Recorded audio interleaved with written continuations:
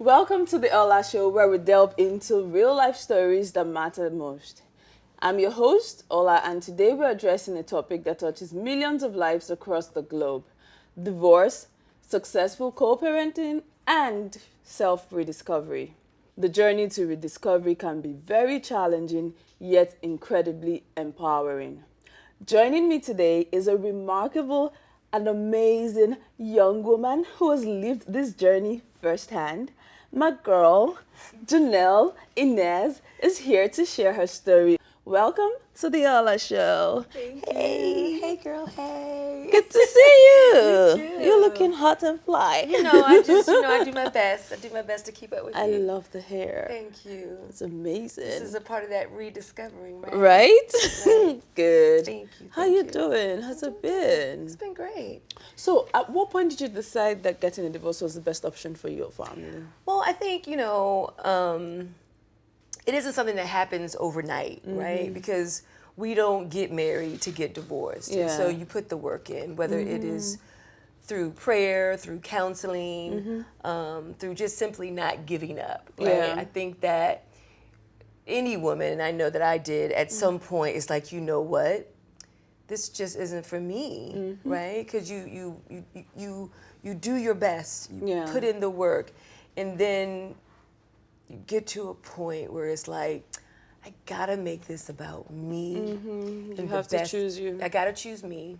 And I have to choose me not just for me, but for my kids. Yeah. Because when you're in an unhappy marriage, the energy that you feel inside, everybody else feels. And so that's being transferred to my kids. And we think they don't know. Yeah. We think they can't see it. We think they can't feel it, but they know. And I always like to say that they're closer to God than what we are, Yeah, right? true. Because of their innocence. And so I just felt like in order for me to be the best version of me for my kids and for myself, that it was time for me to part ways. And so you get to a point where it's like, it's deuces, I'm Yeah. out. And it was difficult from the perspective of still women doing what they do, thinking about and considering the emotional safety of my then husband. Yeah. Because I know that he didn't want it necessarily, but it had gotten to the point where you didn't want it enough to do something different so that we wouldn't be in this place. And so having to tell the kids was difficult, but I felt like as long as I felt and looked grounded when we told them that it could affect them differently, right? And as parents, I think sometimes, we see things that we want to see in that situation because we need to see it. And so even though that they looked like they were handling it well, and that's what we needed in that moment, like I knew that it came as a shock for them. But it was something that was necessary for them. So we talked to them together, right? Because for me, and that's what fuses into the healthy co-parenting, is that you have to start there. Yeah, right. true. And I know that when you get married, the love is there, and you may lose some of that love as you start to grow and possibly grow apart. But the love is really still there because that's my foundation. True. And I believe that it was his foundation, but it looked and it felt different for us. We weren't having the same experience for the same reasons, and so. When we told them together, it was hard for my oldest son. My middle son, it took a minute for it to sink in that moment. And my baby girl was like, so we're gonna have 2 houses. I love kids. You know what I'm saying? It's like the glass is half full. Yeah. You know what I mean? How old were they when all of this happened? So my oldest was 16. My middle son was 12, or maybe going on 13, and then my daughter was 9. Wow. Yeah. That's interesting. I actually like her approach to it, and I hope she uses that approach constantly in life instead of seeing the glass half empty. She sees it half full, which is a very good thing. Yeah. And then when I think about my kids and the effect that it has on them, especially my daughter, is because what they want to know why. That's what they want to know. They want to know why, and they're too young to know why. And the why for that, it isn't time for that, because the why could pull them further away from me, pull them away from him, because they placed their judgment on a behavior that led to this. And it isn't really about that. And I know that some people drag their spouses through the mud. It's just not that. That's just not who I am, and that's not in the best interest of the kids. Exactly. Yeah. And even when we actually did separate, in terms of us having two homes, she was very much excited about their new room, so it's a process, but when you know that it's the right thing to do, you have to move forward and doing it. And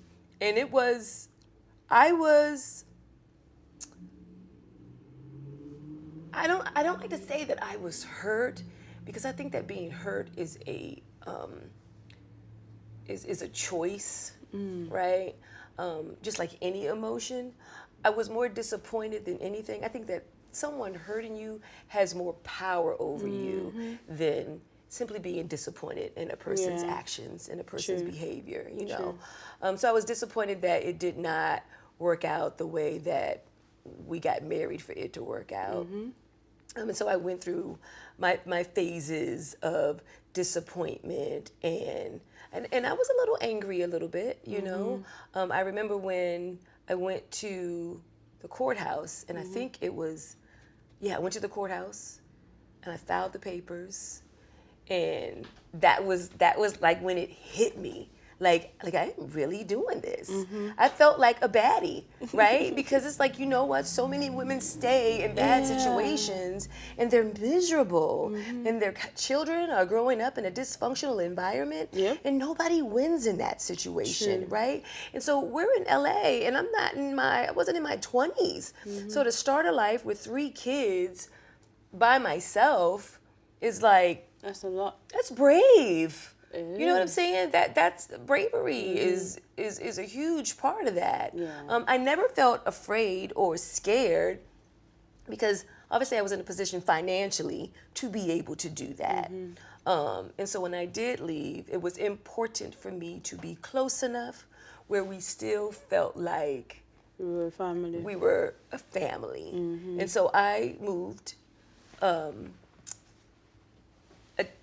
10-minute walk from the house. Oh, that's good. Right? I let him stay in the house because I figured I could make a home out of any environment and the kids wouldn't feel displaced. I think that there's something to be said about a kid, if your kids spend more time with you and you aren't there, that it can make them feel a certain kind of way. But if they're surrounded by everything that you created, it can still make them feel comfortable and more at home and less displaced.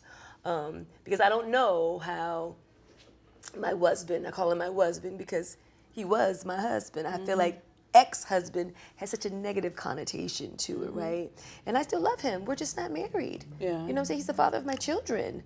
I'm going to always love him. I'm going to always take care of his emotional safety because he's very important to my children. And because my children are important to me, he's equally as important to me, right? And how he moves and how he thinks and how we function.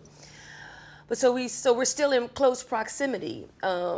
We would always be at odd ends, because he was a little, he wasn't happy with me leaving. He didn't want me to. So he was a little more maybe angry or upset that we weren't going to be together, but he got through it. I did as much as I could to help him get through it, for us to get through it without feeling like I'm still taking on this role of your spouse and catering to your needs, right? So I had to really step back and take care of me and set my boundaries that really meant something to no one but me. Right? Because if I keep doing the same things that I was doing in the marriage, then why bother leaving? So looking back now, how has the experience of divorce changed your perspective on relationship and marriage? Listen, when I got a divorce, I mean, I was happy until I wasn't happy, right? But when I got a divorce, I had never felt more free in my life. Because one of the things that you said in your intro was that, when you get married, wives sometimes lose themselves, right? And they define it as losing themselves. I don't really look at it that way. You just find a different version of who you are as it pertains to yourself, as it pertains to your husband, and as it pertains to your children. My husband always came first because that is the order, right? God, my husband, my children. And I'm in there somewhere. I'm not really sure where the woman falls into place there, right? But I know that I can't do anything without depending on my Lord and Savior first. So I did feel like I got certain aspects of me back because I did not have to cater to other beings 24/7, if you will, where I have a week on and a week off. So everything about me changed. When my girlfriend's husband was like, he said to his wife, something is different about her. I'm like, I'm free. Like, I really get, because when you're in a relationship, it isn't no longer just about you. It is about the unit, right? And you got to focus on what's best for you as an individual and what's best for him as an individual, and then what's best for the union, and being able to find the balance in that. Okay, so tell me, what lessons have you learned that you wish you had learned earlier? As a woman, because I'm a little special. Yes, you are very in terms special. of my ability, right? And so I think we all possess the masculine and the feminine, and I'm a very feminine woman, but I also am blessed with a lot of masculine traits in terms of my ability and my gifts, right? And so as I was catering to my husband and making sure that this was done and that was done, half of it kept me more in my masculine in terms of fixing the toilet, rewiring the electrical. Oh, really? Hanging the Christmas lights, doing the tile, getting under the sink and fixing things. So I think for me, what I learned is to rest more in my feminine and allow my man to be the man But of why what wasn't society says that a man should be, and that's the thing that I struggle with, right? Because I think that a woman can still possess those things, and a man has to recognize that this is what she possesses. But I still have to take care of her, reciprocate that in a way where she doesn't feel taken advantage of, where she doesn't feel taken for granted for. So I feel like, go ahead. And used, right, and not appreciated. So I feel like maybe, and I'm a very vocal person, right? I am the biggest question asker, and I express how I feel all the time. But I think that maybe I should have and could have. I mean, I say that I probably should have and could have, to be politically correct. But let me tell you something. I covered all my bases, right? Because it was important to me. So for me to step back and be more feminine is not. I probably should have done that or had the conversation about I don't want to be this person because I don't think I did that. I don't want to be this person. I want this, and this. So I think that is a part that I could have and probably should have done different. And maybe there would have been a different outcome had I done that. But what I like to tell a friend of mine is certain things have to happen and unhappen in order for something else to happen that's supposed to happen.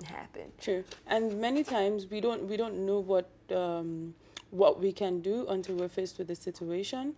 And in this case, especially for women that are married, most times because we're trying to cater to the family, ensure that the home is running properly, ensure that everything is going smoothly, you tend to be more masculine than feminine. And I've realized that a lot of men, not all, but a lot of men end up becoming lazy in Yeah. the process. So instead of them to pick up the slack and say, okay, you're my wife, as much as you don't want to establish gender roles, some Yeah. couples, I mean, to each his own, right? Yeah. Some couples would like to say, okay, we're establishing the gender roles. I know of a couple where the wife was like, I'm never going to fix this car. Whenever the car broke down anywhere on the road, she would just call the husband, hey, the car is XYZ, go pick your car. Yeah. And she'll take an Yeah. Uber home, right? And when she passed, he missed that because he realized that she made it clear to him that these are things I would not do. Yeah. So you have to do them. Yeah. And he did those things. Yeah. But most times because we're very nurturing, because we're very caring, we tend to want to take on more than we should take on. Yeah. And then in the process, instead of him to pick up the slack, he gets to just relax and say, okay, she's going to handle it, so I will rest. And that's what happened in my marriage, you know, and you can say some things, but people fall into habits. Yeah. Right? And if you look like you're happy and you're dealing with it in that way, then what is there for them to change? What is there for them to do different? So I think that, you know, on both sides, that we have to hold ourselves accountable for things that we could have done different. True. And that we should have done different, so that maybe the outcome could have been different. I know that I never felt like I lost myself in the marriage, and it was because of my career. Like, it's different for everybody. Like, if you're getting up and you're going to a 9 to 5 every day, the energy that you possess in your household and with yourself and how you interact with your husband is going to be different because you've been dealing all with this nonsense. Yeah. Well, I didn't have to deal with the nonsense. I was pretty much a housewife, right? But who still made very good money.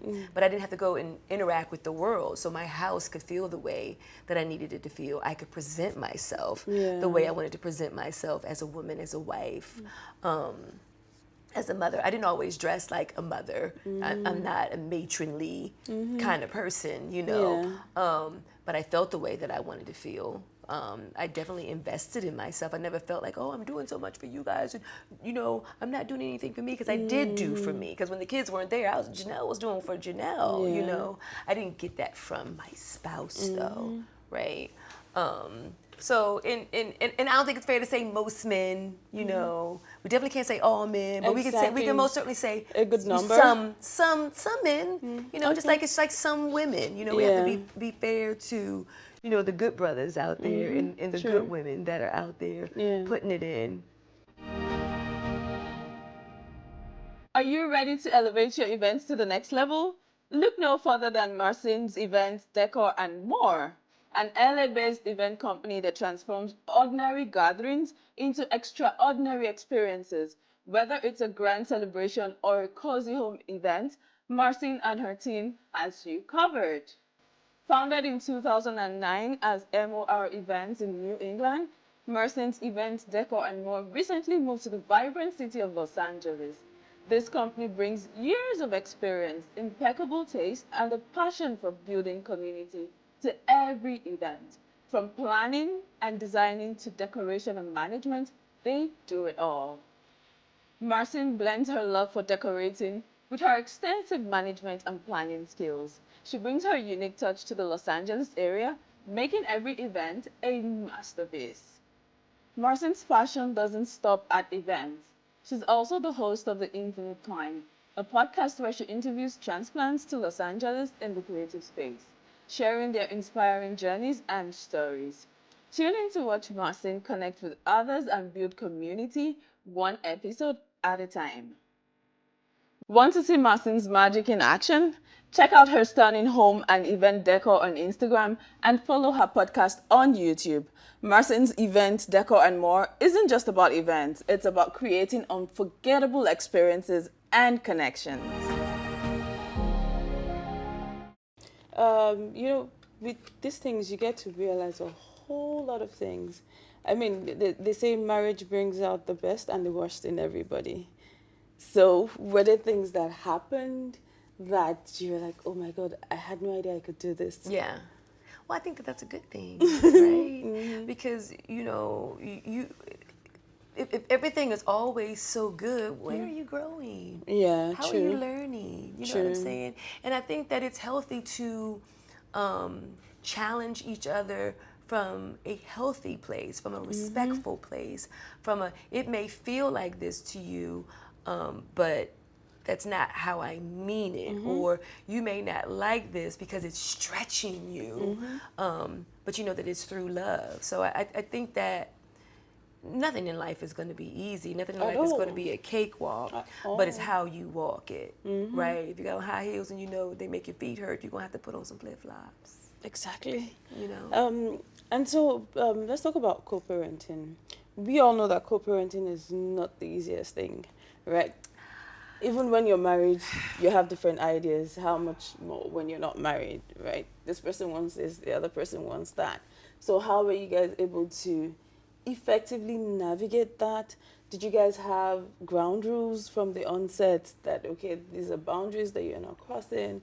These are things that we would not, we have to agree on. We're never going to argue in front of the kids. All of those things. Right. Well, one, we never, I'm not a big arguer at all. We have discussions, right? I don't believe in heated discussions where disrespectful tones may take place. It's always a discussion because it's just a situation. Yeah, it's only going to last for a moment, right? Yeah. So that's how our marriage was, right? And so when we divorced, he worked all the time. I worked all the time, but I was, mostly at home working. Yeah. So I raised the kids. I set the tone. He was following my lead because he trusted that lead. And our children are amazing. So I did a pretty doggone good job. One of my greatest accomplishments. So when we divorced, he just followed suit in what he saw, right? So he just transferred that same energy, into him having to do that alone, which is why it was important for him to stay in that house, so that he could still feel that energy that had been created for those kids, and that his routine in moving around in that wouldn't feel so foreign and disconnected and new, right? So I was thinking about all of that when I decided to leave the house, opposed to having him leave the house. And because how I parented, and I always included him,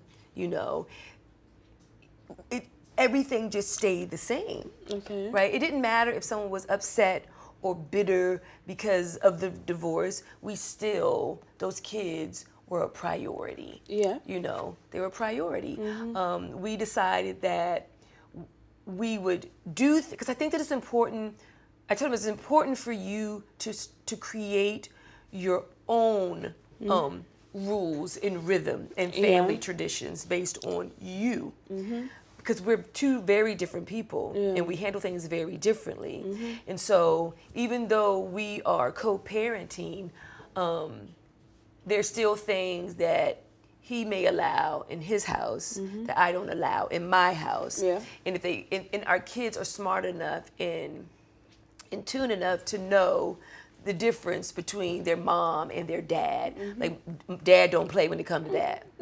Mom is a little easy on that. Some people may say, oh, they're being a little manipulative, but no, it's about really being connected to who you're dealing with. Yeah. And saying, this is okay with dad, this is okay with mom, that's not okay with mom, this is okay with dad, and knowing, right? And I'm sure they've slipped up. This is the matter of, y'all know I don't play that over here. You got to eat all of the food on your plate. Where their dad may not. It may not be a big deal. If you're full, you don't have to eat whatever. So we are experts at co-parenting. Experts. So can you share a time when it was particularly challenging? The co-parenting? Yeah. It wasn't. I'm sorry. Oh, it was never challenging? It's never been challenging. Oh, that's good. It means that both of you were quite mature. Absolutely, because our kids are first. Our kids are first. We share everything. If something happens with one of the kids at school, and they're with me, I discuss it with the kids. I call him and I discuss it with him. Sometimes we get on a two-way, if the kids are with me or with him, and we discuss it still as a family unit. We don't make decisions about our kids independently. We always do it from a co-parent perspective, because it's important for me, for us, it's important for us, for the kids to understand that there will be no trickery. You cannot pull the wool over my eyes because your dad, or vice versa. You can't play us against each other because we are still very much a team. I was a stay-at-home mom. If my kids were unruly, shame on me. Well, I was a great parent. That's one of my fair. greatest accomplishments. Are you kidding me? Yeah, so okay, as you were going through the transition, did your family, your kids, even your ex-husband or anyone around you recognize the transition, and how did they react to it? I don't know if I really noticed a reaction. Nobody really said anything except for one of my girlfriend's husband, who I think I told you said something about it. But if they, I would imagine that my husband noticed it because I started to dig back into. I will tell you this. Part of it was before I got divorced, but I had already decided to get divorced. I was putting off a surgery that I had. My body was going through something from all of the pregnancies, and I had been putting that surgery off, putting it off. And so I decided that if I am going to start this thing off from a new place, that I needed to get that surgery. And it was a pretty life-threatening surgery, but I got that surgery done. And once I got that surgery, I was different. I was really different. I could wear some things that I was, more comfortable in, that were more feminine. They were definitely more sensual.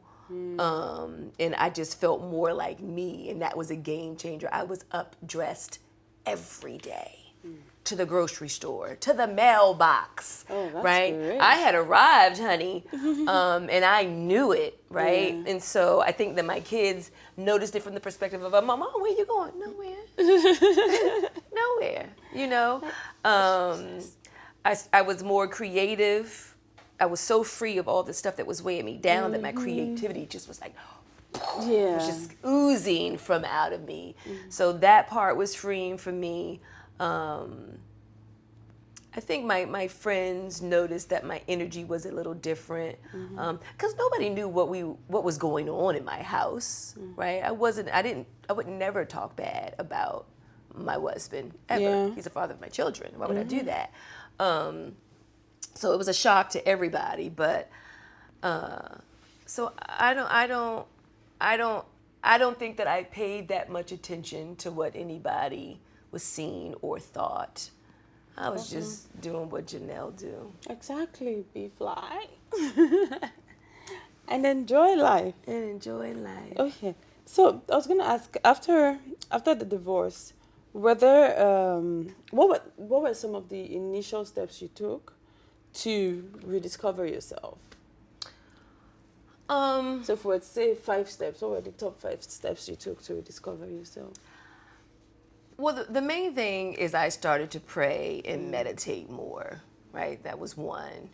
2, I made it a point to once a month, every Friday, to go to, every 3rd Friday of the month, I'd go to my sacred place and I would intentionally release. I had no phone. The kids couldn't call me. I didn't talk to friends. I would release. I would go over everything that I had, been through in that month, the high points, the low points, and release everything that didn't serve me. Yeah. And really just, back to breathing life into myself solely for me, so that I could be my best. Which is very important. Very, very important. So how did your personal goals and aspirations change after marriage? Did you even have goals when you were going into the marriage? I mean, I got married, out of college. So, girl, I just wanted to get married. You know what I'm saying? I wanted to get married. I was not, it wasn't like men were knocking down my door. You know what I'm saying? And when we started dating, I was like, me? I just wanted to be married and have children. And I wanted it to look different than what it was before. No, I wanted it to look different than what my parents' marriage looked like. And I wanted my kids to experience something different than what I experienced being in a married household, because I felt like, even though I know my parents loved each other, right? I knew that it could look different than that because Yeah. I was different from them, Yeah. you know? So I just wanted to be a good wife and an amazing mother, right? To an amazing man. And obviously I married a man that I thought was amazing, right? But as far as goals and I can't say that I had any. I know that I wanted to support whatever it was he was doing, which I did, you know, because he had a baseball business, you know, ran camps and stuff like that, and I handled all of the administrative stuff, right? But other than that, no, girl, I was just young, married, in love, frolicking. Okay, so many women go through divorce, and sometimes it's not too good. They struggle with self-doubt during the process of transitioning. How were you able to overcome that self-doubt? Because people downplay themselves, they doubt themselves a lot, and they don't believe in themselves as they should. So how do you fight that? How do you deal with that? Well, because I never doubted myself before the marriage. And so my marriage, being married, didn't define me. I was still very much an individual. Yeah. So I never had self-doubt about any area of my life. And so I can't think of a reason why me choosing me would cause me to have self-doubt about anything. But that's me, and everybody's journey is different. Welcome to the future of media, entertainment, and technology. Meet Rehoboth Media and Technologies, where innovation meets creativity to revolutionize the way we connect and engage. At Rehoboth Media and Technologies, our mission is clear: to provide holistic media solutions that goes beyond the ordinary. We're dedicated to breaking traditional boundaries, empowering individuals, and driving economic and cultural growth of the communities we serve. Whether you need cutting-edge content creation, engaging entertainment, or impactful marketing and advertising solutions, we have you covered. We harness the power of artificial intelligence, machine learning, and advanced technology to bring your vision to life within your budget. Rehoboth Media and Technologies is committed to being the catalyst for positive media.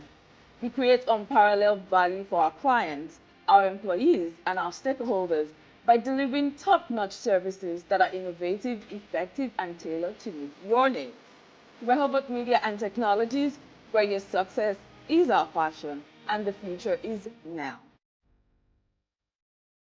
How are you able to balance being a co-parent and pursuing all your dreams and aspirations? Because I know you're super hardworking. You're an interior person, you do paintings, you're a model, you're an actor, you can also be a producer, you're doing a lot of things. So how are you able to juggle all of these things together? Because I'm only a parent 2 weeks. I'm only a full-time parent 2 weeks out of the month. Right? So I have time to do any and everything on the weeks that I don't have my kids. So if I'm designing or if I'm working with a client, I don't work as much during the weeks that I don't have I don't work as much during the week that I have my kids. Right? Because I got my kids. I got a whole 7 days to make the magic happen that doesn't interfere with the love and the attention that my kids deserve to have 365 days a year.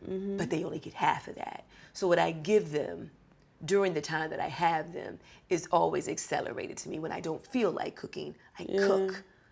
Because next week I'm not going to have them. You know what I'm saying? So everything gets put on the back burner. It is what it is. I mean, I can't complain about anything because I got a whole week, you know, to make it happen. I noticed that for a lot of women, when we go through seasons of transitions, our goals, our dreams, everything changes.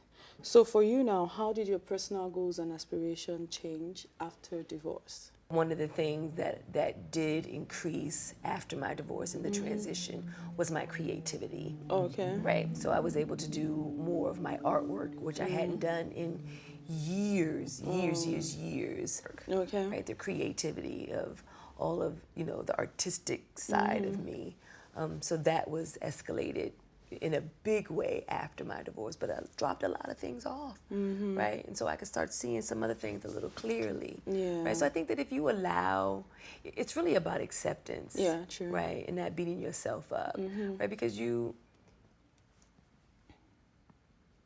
are losing something, but you're gaining so much more. Yeah. Right. Yeah. If you choose to look at it that way, because mindset is everything. Yeah. Right. I tend to be more positive. I am definitely a half full before I'll ever be a half empty girl. Right. And so I think that if your mindset is in a more positive, rewarding place, it's going to actually serve you, then the outcome can be different in many areas of your life. Can you share a story of a breakthrough moment in your journey? An instance where you felt a significant shift towards healing and or self-acceptance. Yes, I can remember like it was yesterday. I like the way you're smiling about it. I was auditioning for a commercial. I forget what the product was. And that was one of the questions that he asked. He said, what was a breakthrough moment for you? And my breakthrough moment was me actually getting a divorce. Wow. Because I was choosing me, solely me, for the first time in a long time. My oldest was 16. So in 16 years of my life, I was multitasking in what I was choosing and infusing me in there as I fit. Because your kids, your family has become everything. Yeah. But in that moment, when he asked me that question, and I cried in that audition, and I was like, he said, what was your breakthrough moment? I said, the day that I chose me. It gives me chills now because I really chose me, right? And it can be a little risky, and it can be a little scary, you know, but I was like, I know that this is what I'm supposed to be doing. Not just for me, but for everybody. So in that moment, when he asked me that, it made everything okay for me. Because in the midst of it, you're just moving. You're just doing what you got to do. I'm going to file for divorce. This is what it looks like. This is what I got to put in the paperwork. This is this. And I didn't get an attorney. I filled out all of my paperwork myself. Right? So in that moment, I just felt it all just go. By the way, Janel likes to DIY everything. Like, literally everything. She does it herself. It's actually good when women get to that point and we just choose us. Because most times we put ourselves after everyone else. And I don't think that we even know that we're not choosing us, Exactly, right? Because I never felt like I wasn't choosing me because they're for my babies. They make me happy. That's a part of me. I'm choosing me, but solely, intentionally.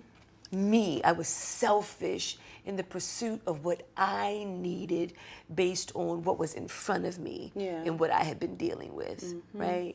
And I have zero regrets whatsoever. Yeah, that's great. Because if you don't choose you, if you don't fight for you, no one else will. Yeah, and it can get ugly. Yeah, true. So what are the misconceptions about divorce that you wish more women and, in fact, people in general understood?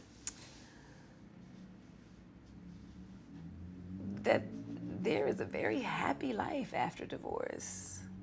You know, I don't know if it's a misconception because I don't know what any of the misconceptions are. I know that everybody's journey is different, right?